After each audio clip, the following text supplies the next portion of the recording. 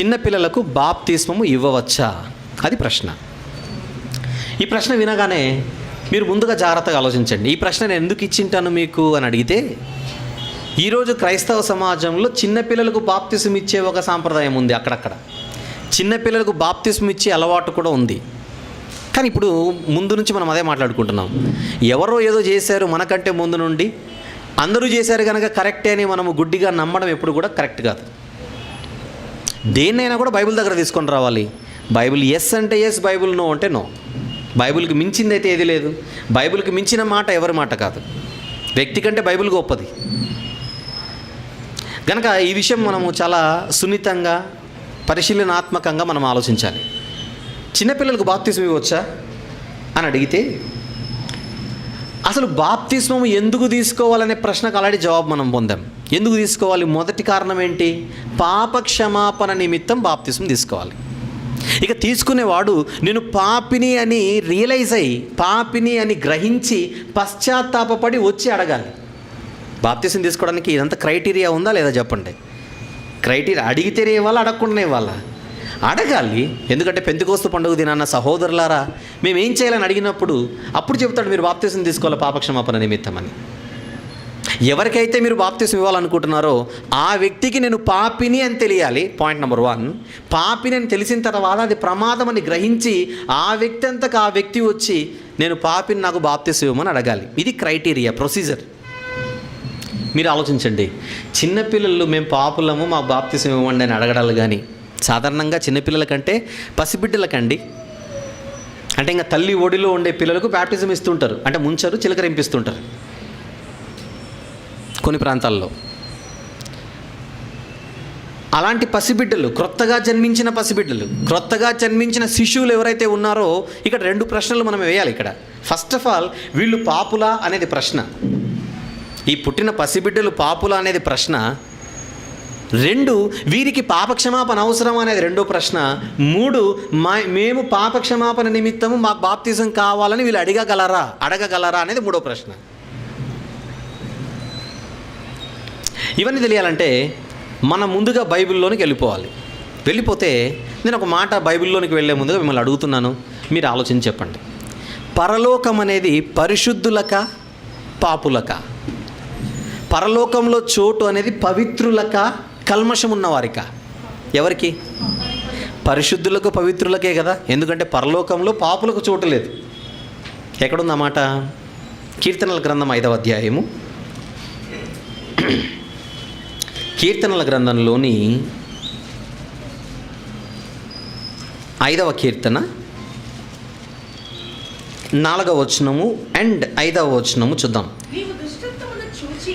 నీవు దుష్టత్వమును చూచి ఆనందించు దేవుడవు కావు, చెడుతనమునకు నీ యొద్ద చోటు లేదు, డాంబికులు నీ సన్నిధిని నిలవలేరు, పాపము చేయు వారందరూ నీకు అసహ్యులు. అనగా మొత్తానికి పాపులకు దేవుని యొద్ద చోటు లేదు. ఇది మనసులో పెట్టుకోండి. ఇది మనసులో పెట్టుకుంటే బైబిల్లో కొన్ని మాటలు పసిపిల్లల గురించి ఏమున్నాయో జాగ్రత్తగా చూద్దాం. పసిపిల్లల గురించి ఏముందో. ముందుగా పేతురు గారు రాసిన మొదటి పత్రిక 2వ అధ్యాయం. ఎందుకోసం వెళ్తున్నాను చెప్పండి? ఎందుకోసం వెళ్తున్నాం? ఇదంతా కూడా పసిపిల్లల పరిస్థితి ఏంటో చూద్దాం. పేతురు గారు రాసిన మొదటి పత్రిక 2వ అధ్యాయం మొదటి 3 వచనములు చూద్దాం. మొదటి 3 వచనములు. ప్రభువు దయాళుడని మీరు రుచి చూచి ఉన్న ఎడల సమస్తమైన దుష్టత్వమును, సమస్తమైన కపటమును, వేషధారణను, అసూయను, సమస్త దూషణ మాటలను మాని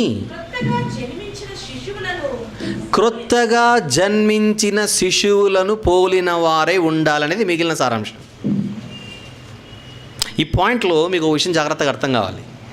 మనలను ఎవరిని పోలి ఉండమన్నాడో చెప్పండి. ఈ విషయంలో క్రొత్తగా జన్మించిన శిశువులను పోలిన వారుగా మీరు ఉండాలంటున్నాడు. వేటిని మాని, మళ్ళీ చదువుకుందాం లిస్ట్. వేటిని మాని? సమస్తమైన దుష్టత్వమును, పైన చెప్తున్నాడు, సమస్తమైన కపటమును, వేషధారణను, అసూయను, సమస్త దూషణ మాటలను మాని. క్రొత్తగా జన్మించిన శిష్యులను పోలిన వారై ఉండుడి అని అంటున్నాడు. దాని అర్థం ఈ క్రొత్తగా జన్మించిన శిష్యులలో ఇవన్నీ ఉంటాయనా ఉండవనా చెప్పండి. అవన్నీ ఉండవు కనుకనే మళ్ళీ అలా ఉండమంటున్నాడు. పసిపిల్లలలో దుష్టత్వం ఉందా? పసిబిడ్డలలో ఏమండి కల్మషం ఉందా? దూషణ మాటలు వాళ్ళకు ఉంటాయా? ఏమండి ఇవన్నీ వారిలో ఉండవు కనుకనే మీరు వారిలా కనపడాలి నాకు అంటున్నాడు దేవుడు. అదొక్కదానితో మనం ఎందుకు కన్ఫైన్ అయిపోవాలి? ఇంకొకటి చూద్దాం. కొరింథీ మొదటి పత్రిక 14వ అధ్యాయం. కొరింథీ మొదటి పత్రిక 14వ అధ్యాయం.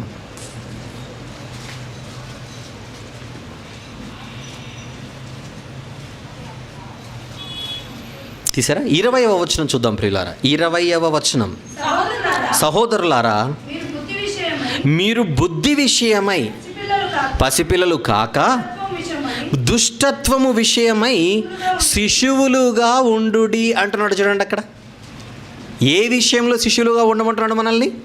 దుష్టత్వం విషయంలో శిశువులుగా ఉండాలి అని అంటే శిశువుల్లాగా దుష్టులై ఉండాలని కాదు. అక్కడ శిశువులు ఎలాగైతే దుష్టులు కాకుండా దుష్టత్వం లేకుండా ఉన్నారో వారిలా మనల్ని బ్రతకమంటున్నాడు. మనం ఫోకస్ చేయవలసిన పాయింట్ ఇక్కడ ఈ శిశువులలో దుష్టత్వం ఉందా లేదా అనే పాయింట్ మనం ఆలోచించుకుంటూ వెళ్తే బైబిల్ ఏమని చెబుతుంది? వారిలో లేదనే చెబుతోంది. మరికొన్ని మాటలు చూద్దామా? మత్తయి సువార్త ప్లీజ్. మత్తయి సువార్త 18వ అధ్యాయం. మత్తయి సువార్త 18 మొదటి నుంచి చూద్దాం. మొదటి 3 వచనములు. ఆ కాలమున శిష్యులు యేసునొద్దకు వచ్చి పరలోక రాజ్యంలో ఎవడు గొప్పవాడని అడుగగా ఆయన ఒక చిన్న బిడ్డను తన యొద్దకు పిలిచి వారి మధ్యను నిలవబెట్టి ఇట్లా నేను ఎవరిలా ఉండమంటున్నాడు అక్కడ? మీరు మార్పు నొంది బిడ్డల వంటి వారైతేనే కానీ పరలోక రాజ్యంలో ప్రవేశింపరని మీతో నిశ్చయముగా చెప్పుచున్నాను. ఏమండి ఎవరిలో ఉండమంటున్నాడు ఇక్కడ? మార్పు నొంది బిడ్డల వంటి వారైతేనే కానీ పరలోకం మీకు ఉండదు. మీరు బిడ్డల్లా ఉండాలి అని అంటున్నాడు. అంటే బిడ్డల్లో దేవునికి ఏం కనపడడం లేదో చెప్పండి. నేను 3 ఏళ్ళు 4 ఏళ్ళు 5 ఏళ్ళ పిల్లల గురించి మాట్లాడట్లేదు. ఈ రోజుల్లో 3, 4, 5 ఏళ్ళకే ప్రపంచం తెలుసు మన పిల్లలకి. నేను మాట్లాడుతున్నప్పుడు మీరు మంత్స్ బేబీనో లేకపోతే డేస్ బేబీనో మీరు మనసులో పెట్టుకోవాలి ఇక్కడ. ఏమండి 4, 5 ఏళ్ళకి పిల్లలకే మనకు సైన్స్ అండ్ టెక్నాలజీ సూపర్. ఈరోజు సెల్ ఫోన్లో ఆపరేట్ చేయడం మీకు నాకు తెలియదేమో కానీ పిల్లలు సూపర్ ఈ విషయంలో. ట్యాబ్లెట్లు అంటే మీకేం గుర్తొస్తాయి చెప్పండి? మెడికల్ షాప్లో ట్యాబ్లెట్లు గుర్తొస్తాయి. మీ పిల్లల దగ్గరికి వెళ్ళి ట్యాబ్లెట్ అనండి, వాడికి తెలిసిన ట్యాబ్లెట్టే వేరు కదా. కనుక పిల్లలకి ఈరోజు అన్నీ తెలుసు. నేను మాట్లాడుతున్నది ఆ ఏజ్లో ఉన్న పిల్లల గురించి కాదు, మరీ పసిపిల్లల గురించి మాట్లాడుతున్నాను. తల్లి ఒడిలో ఇంకా పాలు తాగే వయసులో ఉన్నటువంటి పిల్లల గురించి మాట్లాడుతున్నాను. దుష్టత్వం విషయంలో, పాపం విషయంలో దేవుడు మనల్ని అలా చూడాలనుకుంటున్నాడు. అంత కల్మషం లేని వారుగా చూడాలనుకుంటున్నాడు. ఇదంతా విన్న తర్వాత మీకు ఏమర్థం కావాలి? అసలు పసిపిల్లలలో మనకేం కనపడడం లేదు? అకార్డింగ్ టు ద బైబిల్ పాపమే కనపడడం లేదు. ఇప్పుడు పాపమే కనబడని వాడికి ఏం అవసరం లేదు చెప్పండి? పాపక్షమాపణ అవసరం లేదు. పాపక్షమాపణ అవసరం లేనప్పుడు వాడికి ఏం అవసరం లేదు? బ్యాప్టిజం అవసరం లేదు. అసలు వీడు అడగగలడా? ఇవన్నీ ఆలోచిస్తే పసిపిల్లలకు బ్యాప్టిజం ఇవ్వడం అన్నది మనుషులు పెట్టుకున్నారే తప్పితే బైబిల్లో ఎక్కడ కూడా పిల్లలకు బ్యాప్టిజం ఇవ్వలేదండి. ఈరోజు సొసైటీలో మనం చూస్తున్నామేమో కానీ బైబిల్లో ఎక్కడ కూడా పిల్లలకు బ్యాప్టిజం ఇచ్చినట్టుగా లేదు, పిల్లలకి ఇచ్చినట్టుగా లేదు. భవిష్యత్తులో మనిషికి జన్మపాపం ఉన్నదా అనేదాన్ని నేను సపరేట్గా మాట్లాడతాను. అందులో వివరంగా మీకు ఏదైనా దాంట్లో డౌట్స్ ఉన్నా కూడా అందులో క్లారిఫై అయిపోతాయి. ప్రస్తుతం అక్కడికి వెళ్ళడం అంత శ్రేయస్కరం కాదు, ఎందుకంటే అక్కడికి వెళ్తే మరి మనం ఈ సబ్జెక్ట్ కంప్లీట్ చేసుకోలేం. కనుక ప్రజెంట్ మాత్రం ఈ విషయం మనసులో పెట్టుకోండి. పసిపిల్లలు కల్మషము లేనివారు, దుష్టత్వం లేనివారు. అలాంటి వారికి పాపక్షమాపణ అవసరం లేదు. అసలు వాళ్ళు పాపక్షమాపణ మాకు కావాలని అడగలేరు. ఇలాంటి పరిస్థితులలో వాళ్ళకి అసలు బ్యాప్టిజమే అవసరం లేదు. అసలు బైబిల్ వరకు కూడా కాకుండా, ఎందుకంటే రక్షణ పొందాలి, పరలోకం కావాలంటే తొలిమెట్టు బ్యాప్టిజం అన్నాను. బ్యాప్టిజం కనుక తీసుకోకుండా మనిషి చనిపోయాడు అనుకోండి, పెద్ద మనిషి గురించి మాట్లాడుతున్నాను, ఇక పరలోకం వచ్చే అవకాశం లేదు. ఖచ్చితంగా బ్యాప్టిజం తీసుకోవాలి. కారణాలు ఏం చెప్పకూడదు ఇక. అయితే అప్పుడే పుట్టి చనిపోయిన బిడ్డ ఉన్నాడు అనుకోండి, అప్పుడే పుట్టాడు అప్పుడే చనిపోయాడు. నేను అడుగుతున్నాను, ఈ బిడ్డ పరలోకానికి వెళ్తాడా నరకానికి వెళ్తాడా చెప్పండి? షూరా? గ్యారంటీ? ఏమన్నా పొరపాటు నరకానికి వెళ్ళే అవకాశం ఉందేమో ఆలోచించండి. ఛాన్స్ లేదుగా. మీ మనసు అలా ఒప్పుకోవట్లేదుగా. దాని అర్థం ఏంటి?